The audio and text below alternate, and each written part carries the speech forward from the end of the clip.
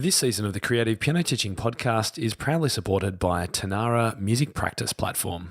Hi everyone, it's Tim here, and I wanted to let you know that tickets are now on sale for my very own Piano Teachers Conference being held here in Melbourne in January 2020. It's called Piano Pivot Live, and you can get your ticket and find out all the details now at pianopivotlive.com. If you've enjoyed listening to this podcast, reading my blog, and getting inspired by fresh lesson and business ideas, then this is the conference for you. This two-day experience will bring together your favourite speakers, unpacking topics from creative pedagogy to marketing, preschoolers to technology, and everything in between. You'll get all your morning and afternoon teas, snacks, and a full lunch included in your ticket price. And while I know you'll get inspired by our keynotes and get practical in our workshops, what I'm most excited by is the chance you'll have to work with our speakers and experts in small group mastermind and implementation sessions to help you ensure you get a return on your investment in 2020.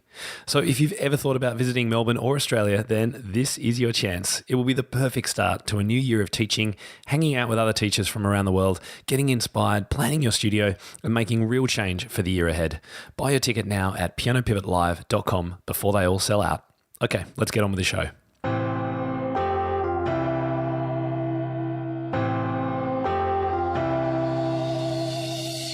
Welcome to the Creative Piano Teaching Podcast, the place where teachers from around the world meet to share innovative ideas about music education. Listen and learn as we help you motivate your students, grow your income, expand your studio, and become a more creative piano teacher. Well, howdy everyone, it's Tim Topham here, and welcome back to Season 3, 2019 of the Creative Piano Teaching Podcast. I'm so glad you could join me. Now, some latest news updates from the land of timtopham.com. It's now mid-October, and as you know, we're right in the thick of planning for the live event we're running in January, and wow, I have a new appreciation for the organisers of all the conferences I've attended in the last 10 years. This is a massive job, but I tell you what, I'm loving every minute. So the speakers are confirmed, the schedule is sorted, the sponsors are getting locked in, the exhibit hall is filling, and we're about 75% full. So if you are planning to come, please make sure you book your ticket really soon. I'd hate for anyone to miss out. And remember that we've locked in a discount rate at our hotel venue, which includes breakfast, and it's all right in the heart of Melbourne during the very busy time due to the Australian Open. And we've recently found out that rooms at our hotel, if you're not coming to this conference, are now selling at more than $500 a night. Now, we've got a deal for you that's closer to $300. It's under $300, in fact, and that's Australian dollars as well. So if you're coming from overseas, it's even less than that, particularly if you're from America. Now, I'm really thankful to our principal sponsor, Kawai, who's not only providing our state-of-the-art stage piano for our plenary room, but also digital pianos, and also offering a giveaway digital piano that one of our delegates is going to win and take away with them, or have delivered to them, depending on where they live. We couldn't do this conference without Kawai, and they've been a great supporter right from the beginning. So very big thanks to Warwick and the team at Kawai Australia over here. We've got a number of other major sponsors. Music for Young Children will be present, and I really enjoy what David Riddell and his team are doing, supporting the development of music in preschoolers in particular. And we've got one of Australia's big music publishers, Devira, and distributors coming along as well. And other supporters and exhibitors include the AMEB, My Music Staff, Trinity College, Ultimate Music Theory, and the names are building.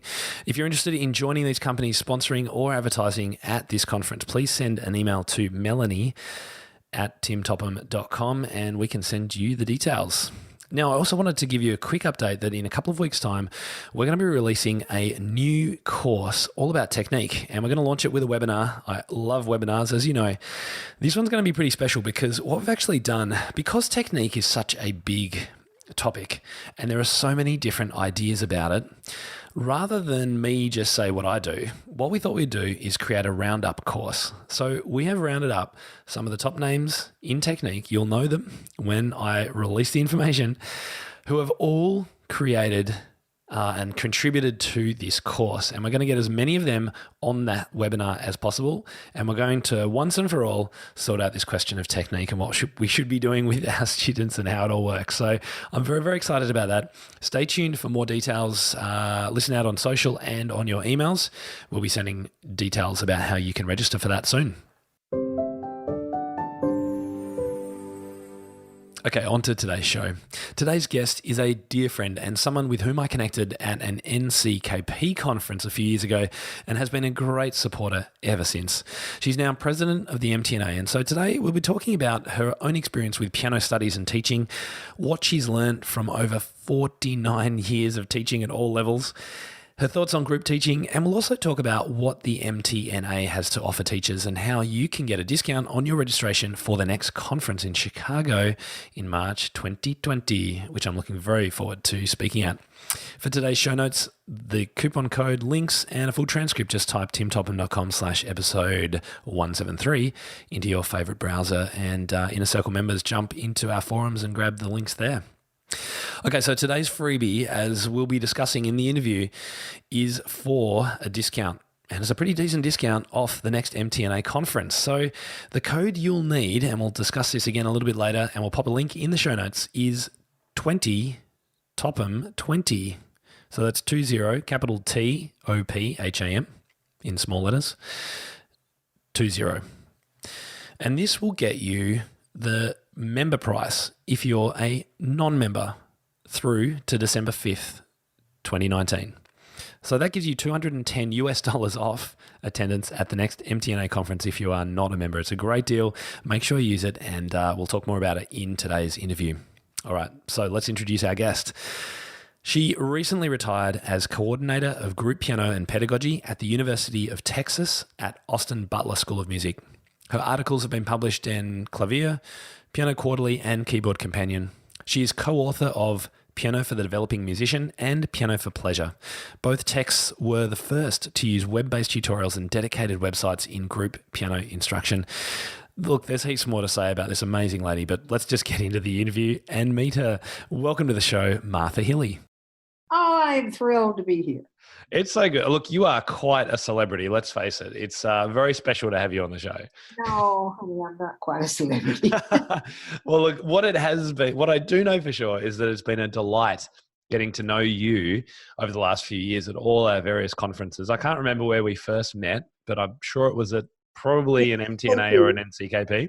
NCTP, yeah. And, you've got your throng of fans following you, but you were able to give me some time, this weird guy from Australia, and we got to know each other and we hung out, and it was just such great fun. So I'm absolutely delighted you could come on the show. Now, you've got a whole heap of different responsibilities in music education at the moment. For those of you who don't know you, can you just tell us a bit about what your roles are at the moment? Well, at the moment, as of September 1, I'm no longer affiliated with the university at all. Oh, but right, okay. I can tell you something about what I did with the university. Please do. And which university? The University of Texas at Austin was my last stint, and that was for 36 years. Wow, that's a huge run. I've got 49 years in higher education. Wow. And what were you doing at Austin? Well, a lot of stuff, primarily group piano teaching for non-pianist music majors. It's the course that's hated the most.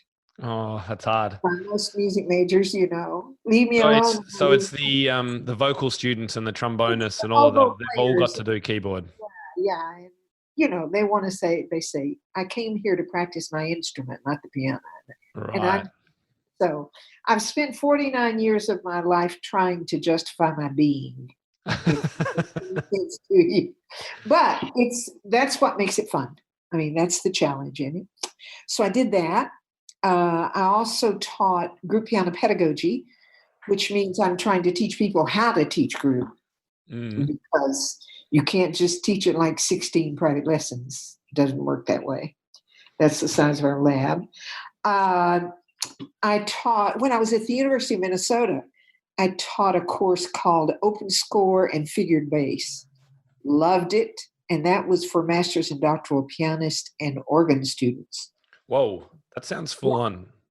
And so we did Open Score, What is Open Score? I know what figured bass is, but what's Open Score? Quartets, orchestral scores, how to read when there are 4 stabs in front of you or 18 stabs in front of you, Right. Yeah.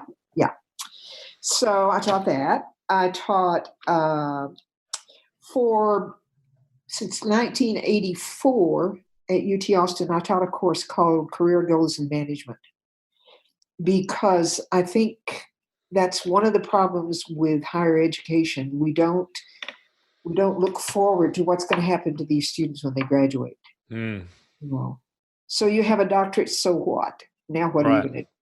Flip burgers? Yeah. Yeah. So, It's a huge issue, I think, for higher music education all around the world. And there are some universities, particularly in America, who I know are really working on the business and entrepreneurial skills of musicians. But there's a lot of catching up to do, isn't there? well, I'll send you a copy of my syllabus. Oh yeah, please do. Class. Yeah, I had a great time with that. Anyway, at the University of Minnesota, I also taught preschoolers.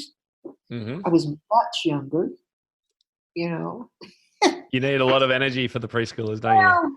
The Institute for Child Development was across the street from my building, and I saw these little, darling ankle biters go in there every day.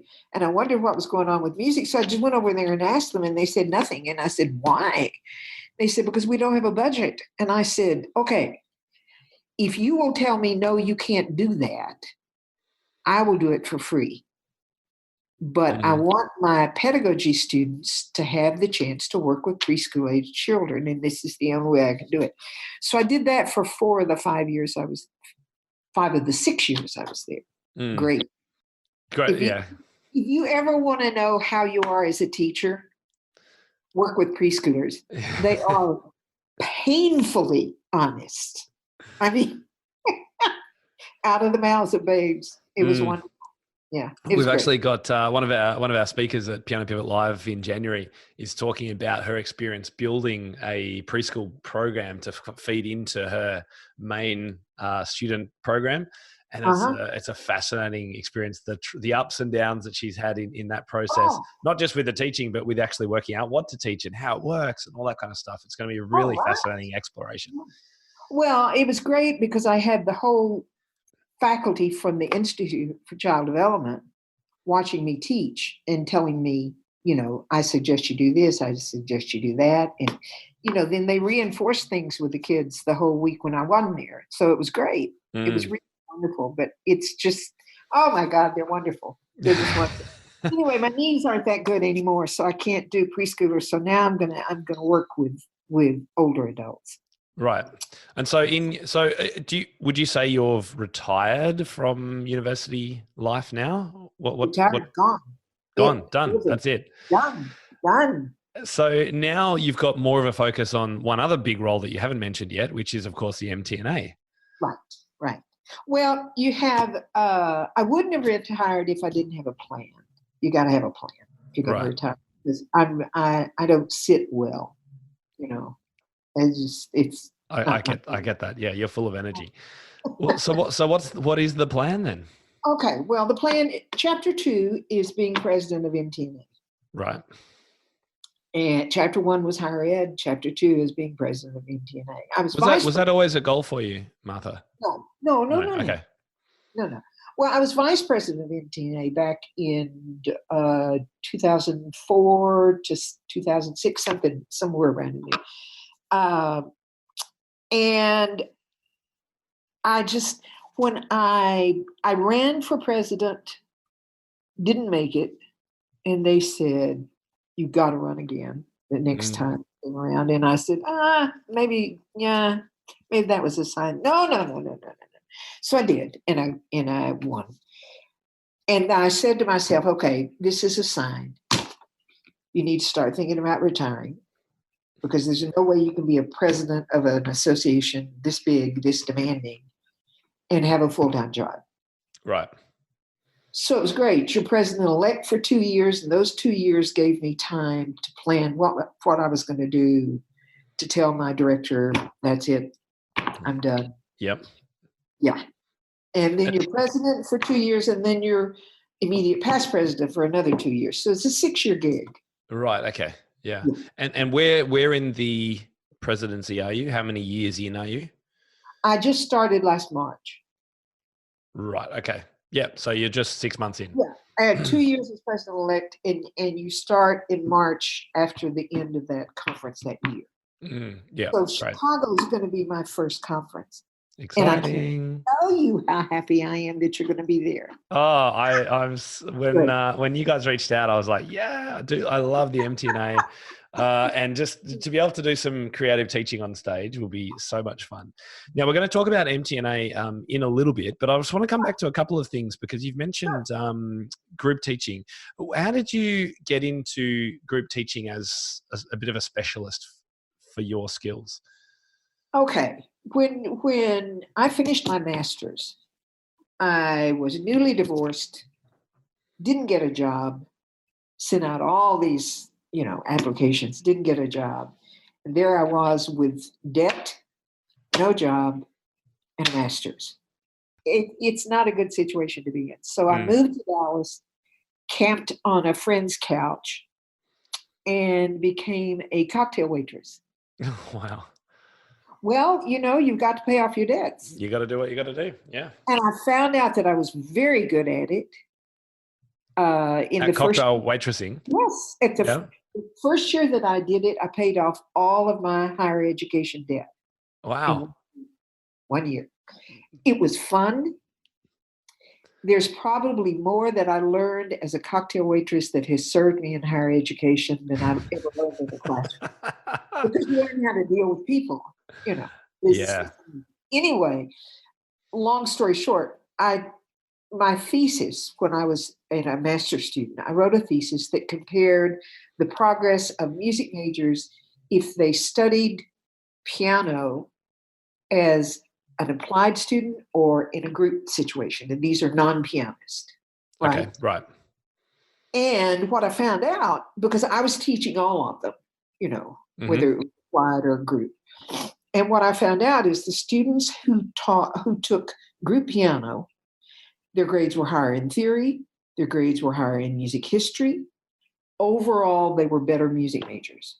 Wow. Yeah. Really interesting. And so I sent this to Wurlitzer Corporation because at that time, in the late 60s, Wurlitzer was the leader in electronic keyboards. Mm-hmm. I taught on a Wurlitzer lab, when I was a grad assistant. Anyway, and I sent this to the head of music education at Wurlitzer. His name was Lou Hollingsworth, and said, I thought you might be interested in this. Now, in the daytime, I was working for three brothers who owned the franchise rights for Holiday Inns in Mexico. And I was working in their sales department. What was that company? Holiday Inns. Holiday Inn. Yep.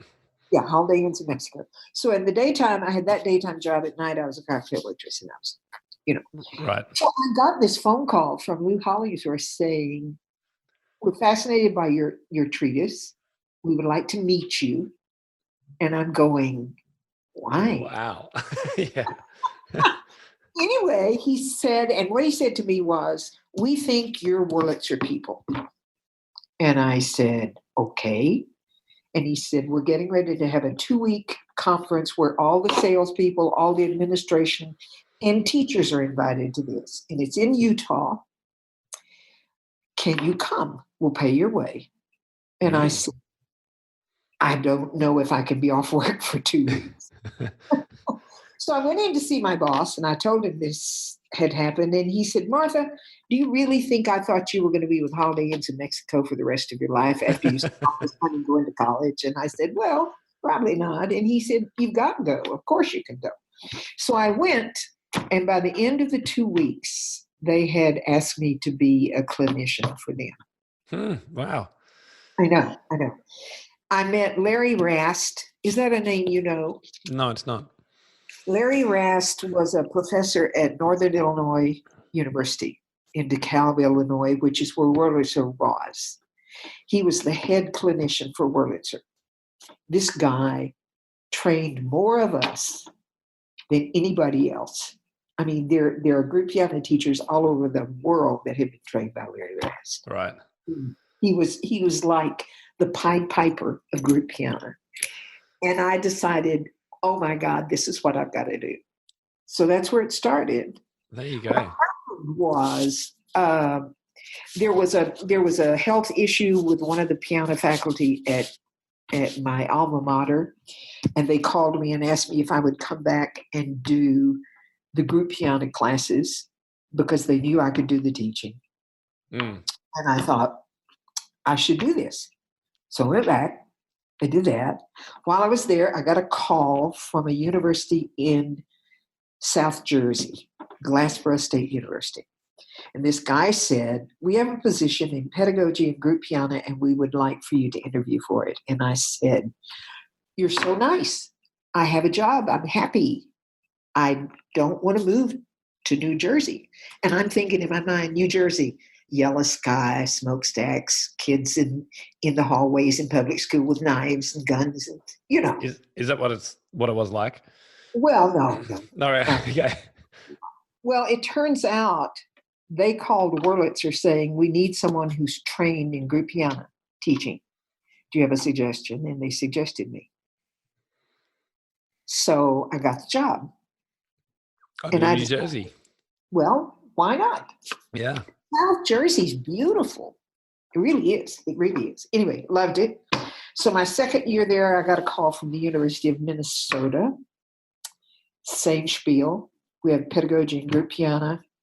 Would you come interview for the job?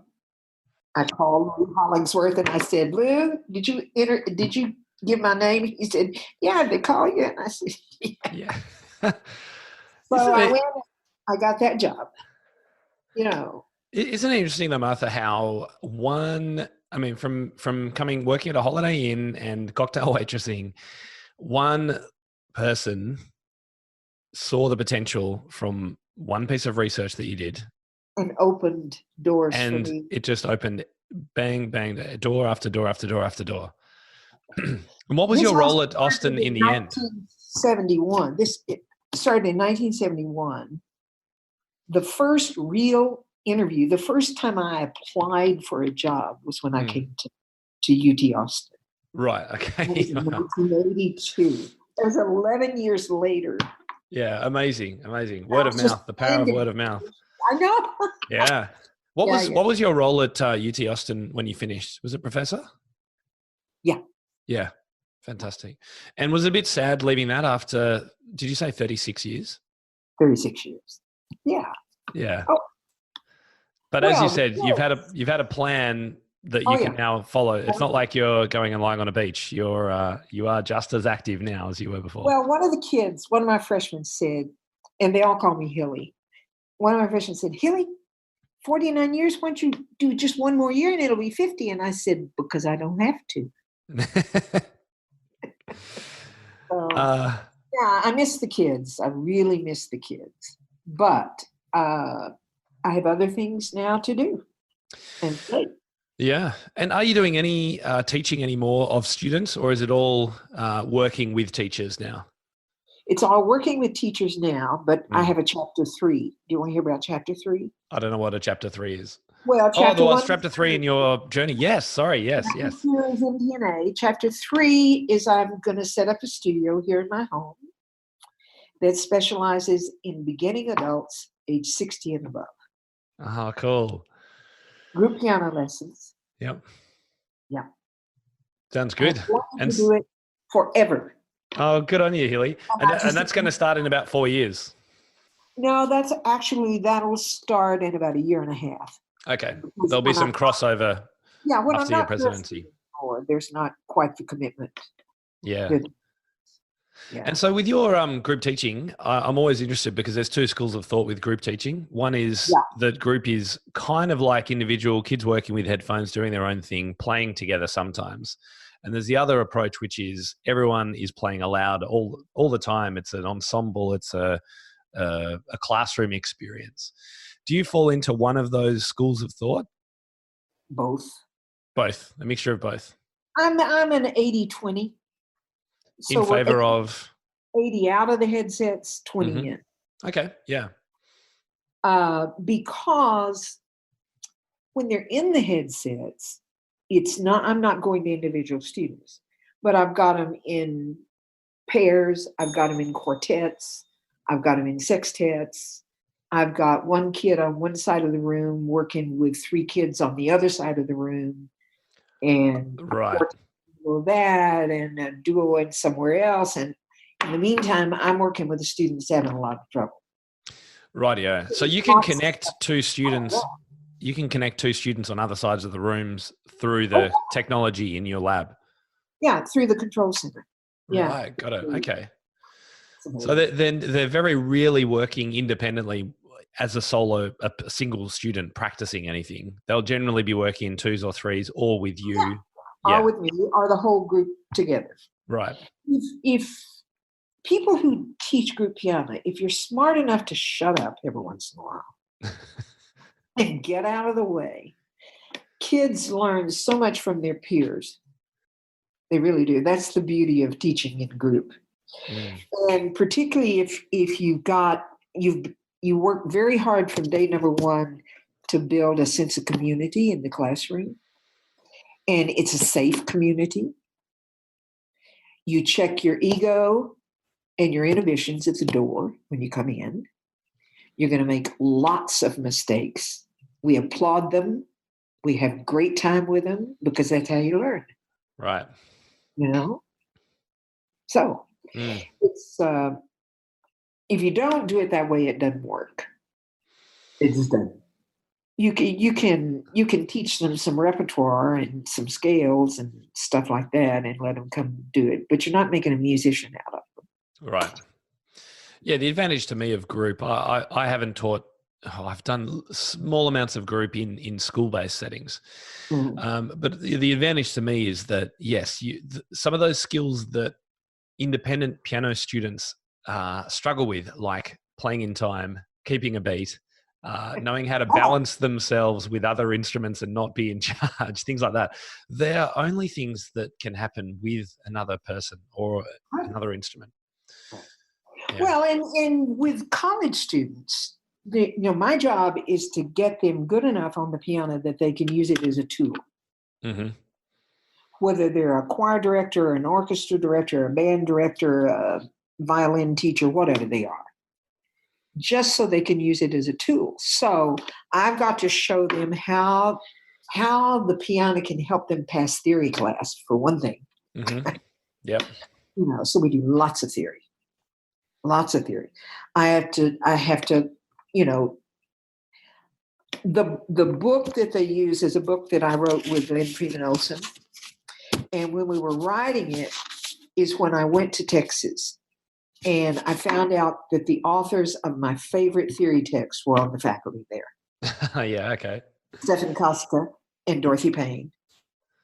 And it's still the biggest seller in the United States as far as a theory text. So I went to see them and I said, okay, so we're writing this book. And what I would love to do is take your table of contents and make sure that my table of contents goes in the same direction at approximately the same time. So they go to theory, they learn a concept, they come to piano, we do it. Right. So it makes that theory practical. Yeah. Or in piano, I get to it first, they go to you and say, oh, that's why we did that. Yeah, that makes so much sense. Yeah. Well, what's the name of the theory curriculum that they're using, and what's the name of your books, or is it only available in your university? Oh no, it's available anywhere you are. So what's it called? My book is Piano for the Developing Musician. Mm-hmm. The theory text is Traditional Harmony. Right. It's known as the Koska Payne. The Koska Payne. The Koska Payne, yes. Because that's the two authors, not pain as in this is hurting me, but P-A-Y-N-E. No. Yeah, Dorothy is no longer with us, unfortunately. Right. Stephen has retired and lives on a farm in Massachusetts, I think. It's Massachusetts. Right. Okay. Yes. Maybe that can be your chapter 4, Martha. Yeah, a farm in Massachusetts. I'm delighted that Tanara is supporting this season of the podcast and wanted to take a minute to tell you about what they offer.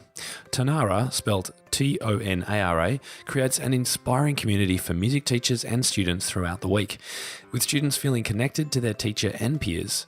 And because of the fun and engaging practice tools built into the platform, teachers can see a dramatic increase in the amount and quality of their students' practice.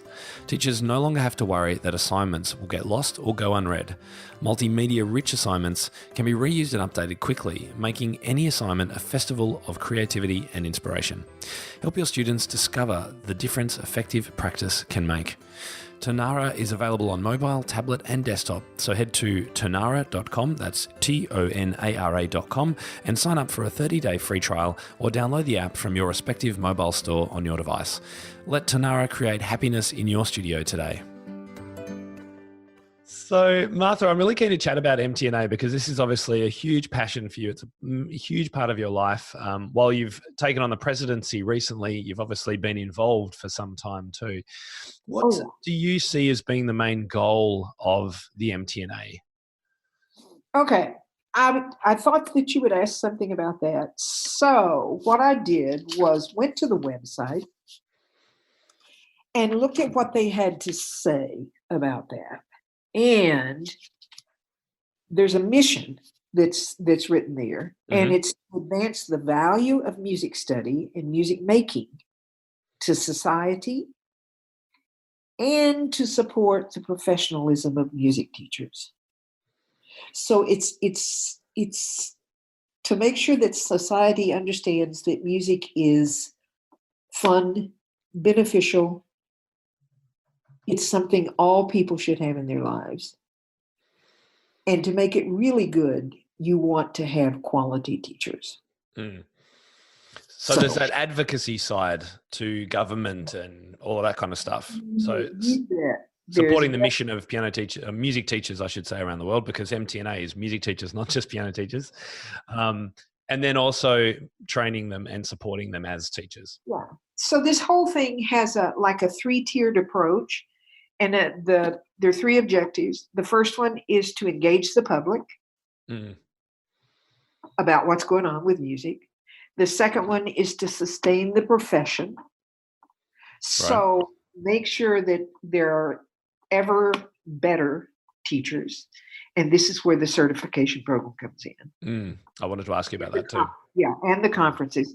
And then the third one is to inspire the member. Right. You know, you really engage and support the membership. So, what are some of the challenges facing music education generally in America? I know in Australia, we really have to fight for it here because it gets squashed from further and further out of elementary and secondary schools, and trying to bring it back is hard because it costs money and all these kinds of things. Do you have similar problems over there? We do. It's a wonderful thing to be in the state of Texas because the state of Texas eats, breathes, and, football. Right. Yeah, of course. Wherever football, which means there will always be a band. Right. I hadn't thought of that. Oh, yeah. Yeah. Now, in Texas, we have the Texas Music Educators Association, which is the state affiliate to the NAFME. National Association for Music Education. For Music Education, yep. Anyway, the year that I interviewed at Austin was the only year that Texas Music Educators Association and at that time MENC, Music Educators National Conference, met together for a joint conference in San Antonio. The registration for TMEA was like 6 times the registration for MENC. And MENC is a huge national conference. But now they run upward 20,000s at their conferences. Yeah, I've heard about these. They sound crazy big. Orchestra, band, choir, all of those things, Then you've got all the students in all of those. Then you've got higher education. Then you've got all the parents of all those students and all those things. And the Right. next Yeah. thing you know, you've got just this. So music education is, it's got a better life in Texas. I guess Right. that's a good way to put it. Yeah. Yeah. At UT Austin, ever since I've been here, we have placed 100% of our graduates in music education. Great. Everybody gets a job. It's a great outcome. Oh, it's wonderful. My nephew came to me and said, Aunt Martha, I'm going to be a music major. And I said, why? And he said, because I want to be a middle school band director, to which I said, have you lost your mind? Well, he graduated. He's now been a middle school band director for 17 years, and he thinks it's the greatest thing in the world. Oh, isn't that amazing? Brilliant. Because he knows that you can save a kid at that age with music. Yeah, there is real power. There's real power. There's unbelievable power. Unbelievable power. Yeah. So, actually, I have to mention at this stage one of our other speakers, because this connects beautifully. One of our other speakers at Piano Pivot Live in January is Anita Collins. Now, Dr. Anita Collins of the famed Music and the Brain TED Talk, which you might have seen at some stage in the past. Yes. She's speaking, and she's going to be there. And she was on a television program here in Australia, which was designed to show the power of music in a struggling or a challenging primary school or elementary school over here.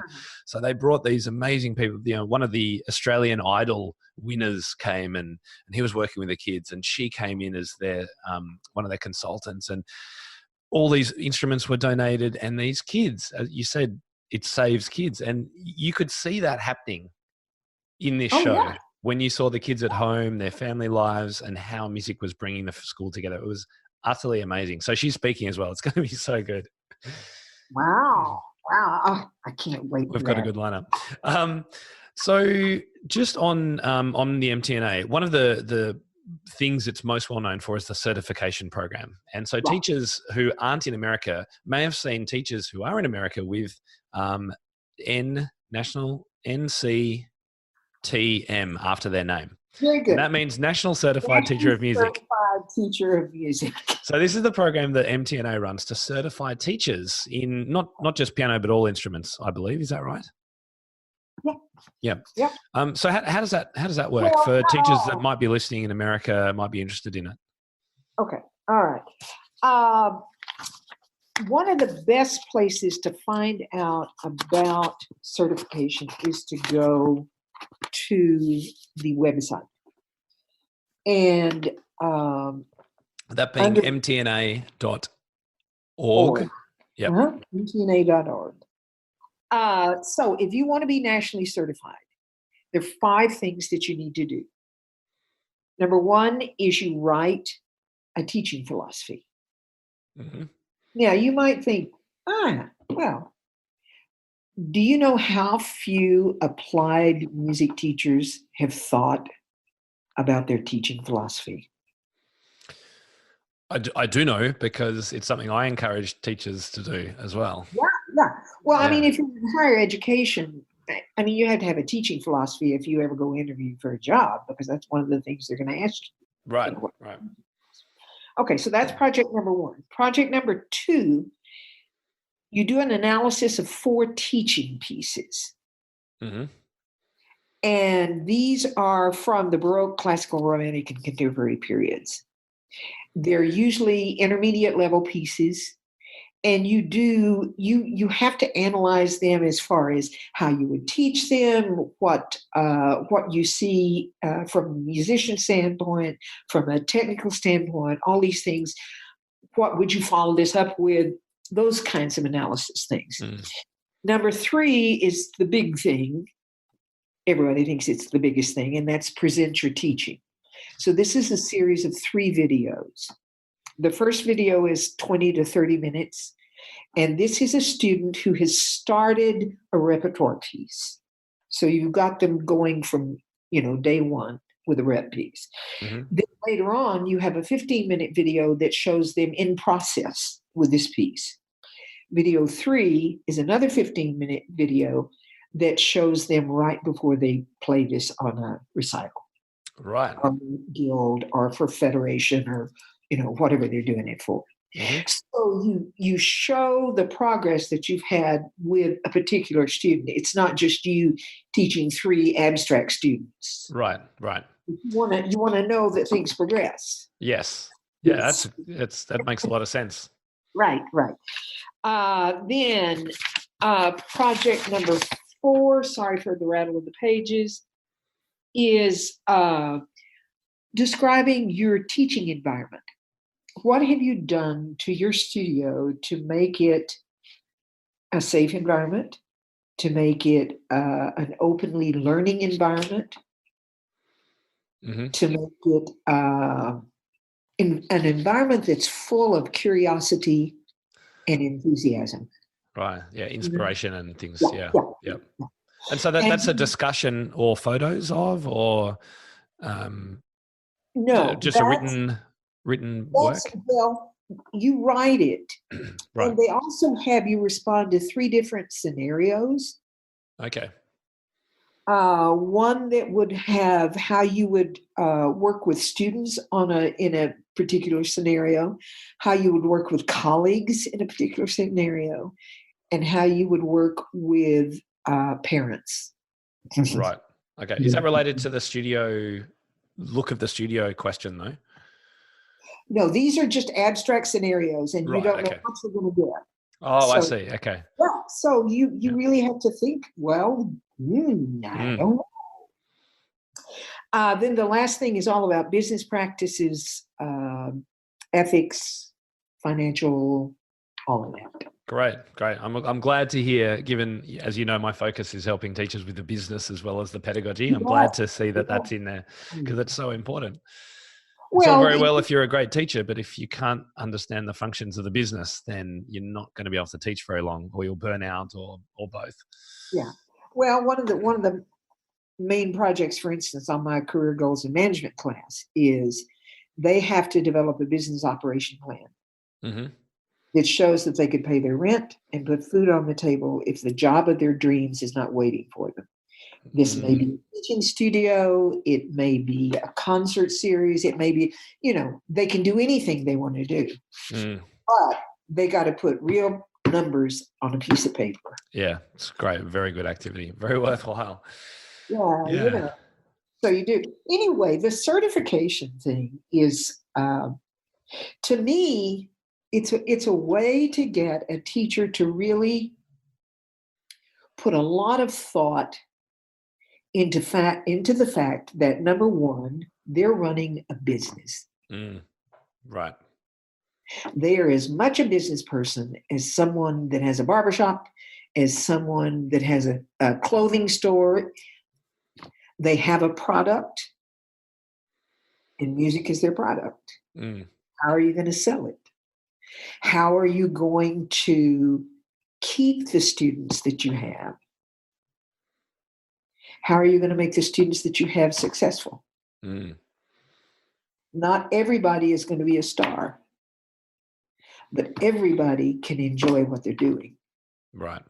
And so, this really goes into a lot of detail with, and your assessment comes from a panel of teachers that are on the certification commission. They're representatives from each of the 7 divisions. MTNA has 7 divisions. Northwest, South Central. Oh, yes. Sorry. Yep. All of that. And I mean, let's say that it's a bad day and you don't do well on one of the projects, and you send it in.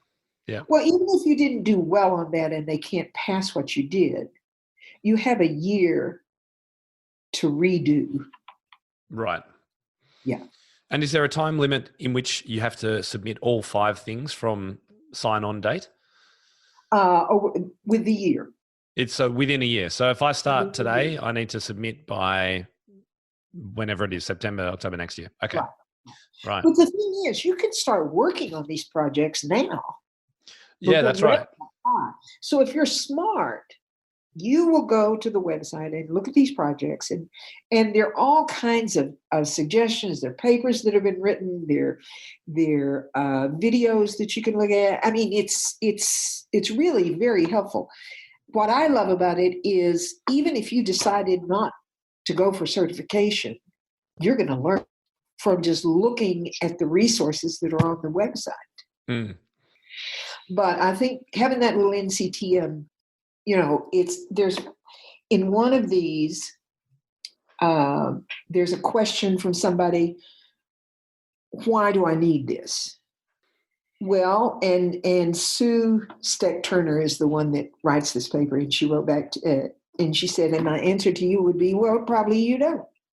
So you went to college, so you got all these degrees, so you have a studio, it's overflowing with students, blah, blah, blah, blah, blah, Why do you need to be certified? Good question. Mm-hmm. Why doesn't Alita True, Martha Meir, E.O. Lancaster, Jane McGraw, why are these people, why do they have the NCTM after their name? Because they see the benefit not only for them, but for the music industry. And we're all in this together. What Hillary, it takes a village. Well, Martha, I think it might be, we should probably start wrapping up now, but I did want to talk about MTNA. So the big conference that the Music Teachers National Association runs happens every year. Next year's in Chicago, one of my favorite cities, although I've never been there in winter. So I'm actually kind of the end of winter, isn't it? We're there in March. Well, it's not summer anyway. I've been told it's going to be cool. There can be 8 inches of snow. Right. And look, I was just so excited when you guys reached out to see if I would be able to come over, and I am, and I can't wait to come over and share in the experience. That you would come and be a part of it. No, it's going to be great. I think it will be about my third MTNA, I think, and I've always enjoyed them. Great. Now, one of the most amazing things which I wanted to get you to mention as well, is that you guys are actually offering a discount, which I don't know if I've ever heard of before. I think this is pretty exclusive. So can you tell us what you are offering listeners of the podcast and my blog readers and my members? Right. Okay. So we've watched you with great interest. Because you really have developed something that reaches out across the world. It's amazing. And what we wanted to do is know that your non-members, particularly your non-members that are from Australia, I mean, you get on a plane from Australia and come to the States, you've dug deep in your pocket. Yeah, right. Yeah. So to have some kind of a discount. So what we worked out is that non-members that are affiliated with you, that see your name and want to be a part of what you're going to be doing at MTNA, and I want you to talk about what you're going to be doing at MTNA, would be able to register for the member registration if they do it before December 5th. Right. And what it would do is take a little over $200 off the registration fee for non-members. Which is huge, by the way. $210 US, that's 305 Australian dollars. So if you're on this part of the world and you have ever wanted to go to an American music teaching conference, this is your chance. This is unheard of, and I can't thank you enough, Martha, you and Brian and Gary for offering this. You tell them what they need to do when they register, though, because there's a code. Yeah, there is. So when you go to register, so do the normal registration, you'll register as a non-member, and then you're going to use this code, and the code is 20 digits 20 Topham with a capital T 20. So 20, Topham 20. And we'll put the code in our show notes for today's episode so people can refer to it. Topham 20 Topham 20 will get you $210 off. That's the members rate for an MTNA conference in Chicago next year. Try and come over if you can. You know and what? do say a word about what you're going to do. Yeah. So what I'm going to do is actually be on stage with some students, and I'm going to do a teaching demonstration of the kind of teaching that I love the most, Martha. So it's where I take a student's piece of music and use that as a basis for something creative. So we might take, so I've done this before with something like solfeggiato. Everyone knows solfeggiato by C.P.E. Bach. Taking some of the chord progression material from that and turning it into something completely different. So turning it into a bit of a pop kind of tune. Or we will take another idea and do some improvisation on it. Or we'll make something that's classical into something that's jazzy. They're the kinds of things that I just love doing and showing to other teachers. So that's what teachers will be able to see when they come over. Right. So it was interesting when Brian we just had a leadership summit in Cincinnati, which is all of the presidents of the state affiliates.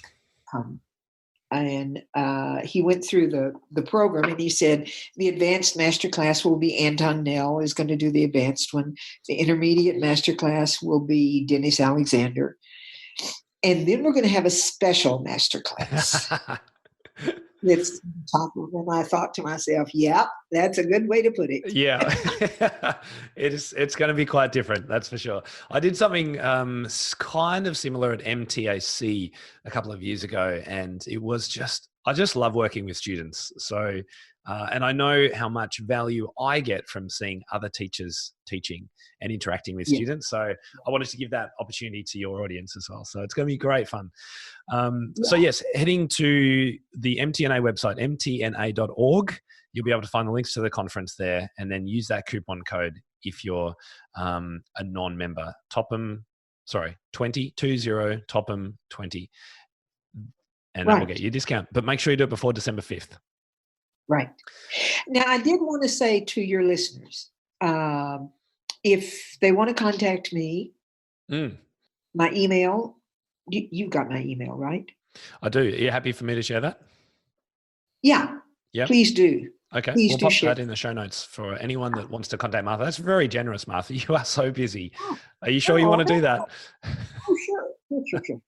And another thing that I have that I would be happy to share with them, I've got a website that is like a second textbook. It goes along with the textbook that Lynn and I wrote, but it's not password protected. It's open for anyone to use that wants to use it. So any independent music teachers, that it's full of keyboard theory, harmonization, transposition, improvisation, sight reading, composition, you name it. Wow. And what do you know the address off your head? Yeah. It's PDM Piano. PDMpiano.org. Fantastic. Thank you so much, Martha. It's so generous. Yeah. Wonderful. Yeah, no. That's what it is. If we all shared, fewer of us would be up at 3 a.m. trying to get things done. Right. I'm all about the sharing. Yeah. It's great. Oh, yeah. Well, Martha, Hilley, lovely to hang out with you. Thank you so much for connecting with me today. It's been great. It's been wonderful. I look forward to January. Yeah, hang on. Oh, yeah, January, yes. Because, we didn't even say Martha is coming to Pivot Live. So if you want to hang out with Hilley, you can come to Piano Pivot Live. Yes. All right. And then we'll see you in March. I was going to say we'll see you in March, but yes, I'm going to get to see you sooner than that, which is so exciting. So brilliant. Thank you so much again, and we'll speak to you soon. It was great. Thank you. Bye-bye. Bye. So what's coming up next week? Well, we're interviewing a 16-year-old teacher who has not only been busy building her teaching studio for 4 years already, but is also building a sizable following online and now selling her own music on her website. We'll unpack exactly how she does it and how she's managed to keep up her schooling next week. I'm Tim Topham, and this is the Creative Piano Teaching Podcast. I'm so glad you're able to join us today and hope you can tune in again next time. Now, just before you go, if you enjoyed today's show, I'd love for you to check out my Inner Circle piano teaching community. It's the go-to resource for piano teachers looking to continue their professional development, connect with other teachers and experts from around the world, and to access hundreds of world-class training resources, including our academy courses, lesson plans, teaching videos, technology help, and much more. Whether you're just starting out or have been working hard to build your studio for a while, the Inner Circle community will give you the skills, support, and confidence you need to grow the studio of your dreams, whether that's about teaching a small number of students one-on-one in your home or hiring a commercial space, employing other teachers, and building an entire music teaching empire. With courses on both the teaching and business side of running your studio, live coaching, and our thriving community forums, you can get quick answers to questions, set yourself challenges, get feedback on your ideas, and feel confident teaching in new and exciting ways. For more information on how to join us inside the Inner Circle today, head over to timtopham.com/community, and we'll see you on the inside. That will conclude this evening's entertainment. Oh, thank you. Thanks for listening to the Creative Piano Teaching Podcast. We'd love to help take your teaching to the next level as a member of our supportive community. Use the coupon Piano Podcast for $100 off an annual membership of Tim's Inner Circle today. To find out more, head to timtopham.com/community.